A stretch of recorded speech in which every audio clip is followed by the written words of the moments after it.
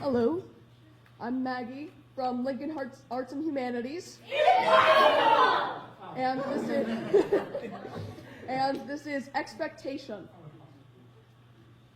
I will be here waiting until time shreds my skin from muscle, rends the flesh from my bones, and the memory from every stranger on the street who ever wondered how long a ticking time bomb could possibly stay intact, until the only thing left is a skeleton, and I could hang in a dusty closet like I was always meant to, with no name, no future, and no past, not even a present.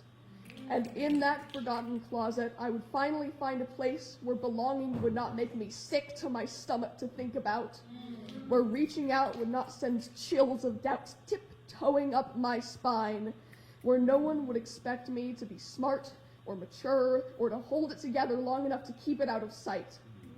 Because I would just be a skeleton, and you wouldn't expect humor from a corpse.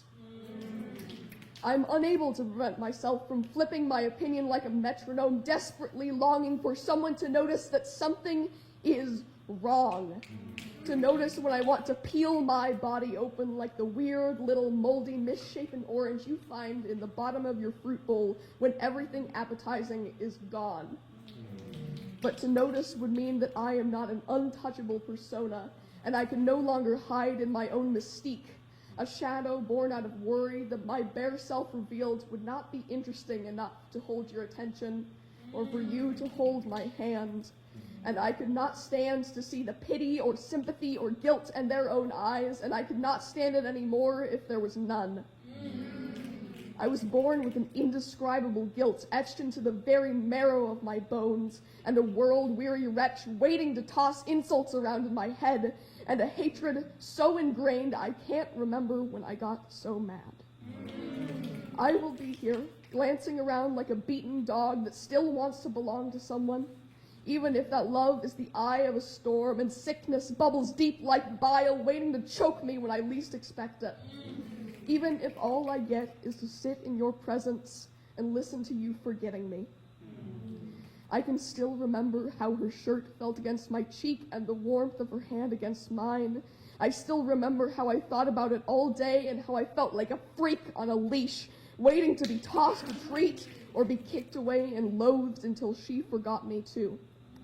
But I am still here, and I will always be here, whether I want to or not.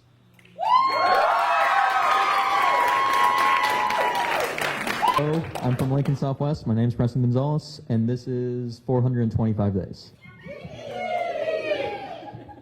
425 days of existential struggle for the search of meaning, for the understanding of life, for the reconstitution of self.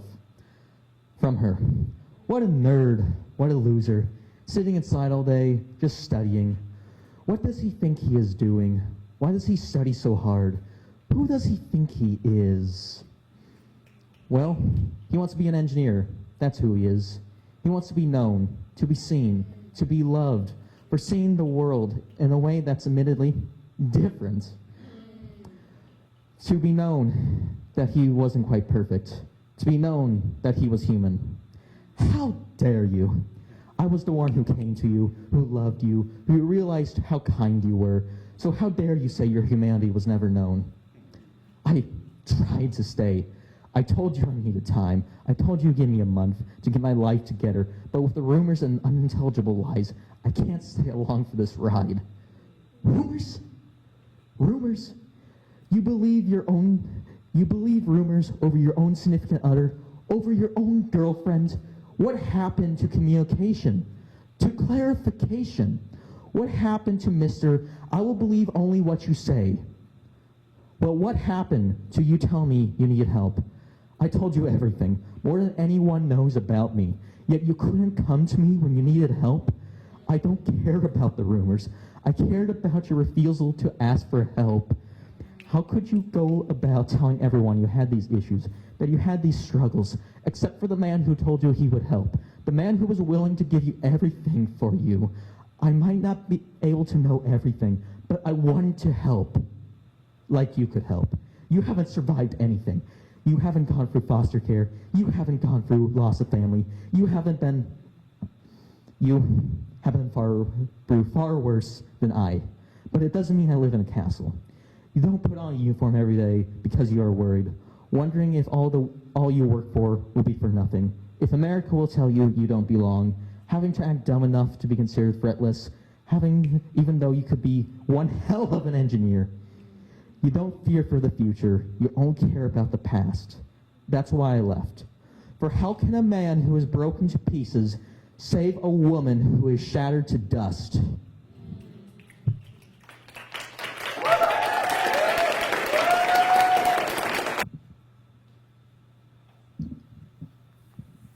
Hello, my name's Mari. I'm a senior at LHS. Hi, my name is Ari. I'm a freshman at LHS. And this poem is called Burn.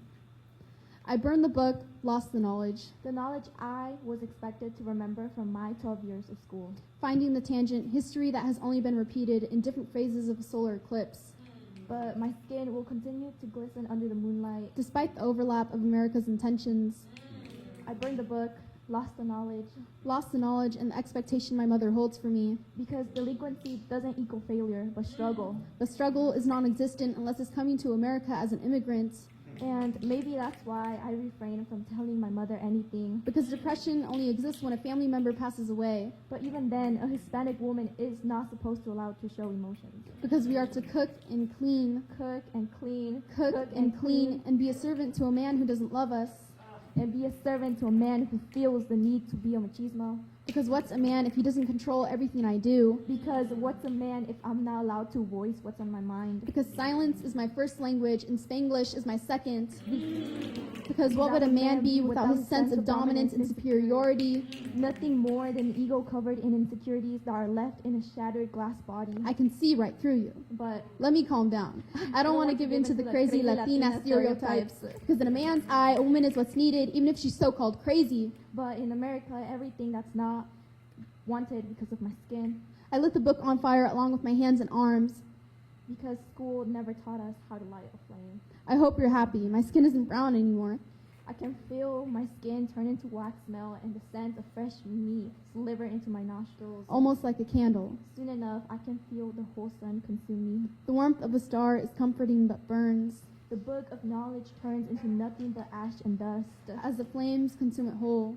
But I am eclipsed as well. I hope you're happy. My existence has vanished just like you wanted. But yet, We are one now. We are one.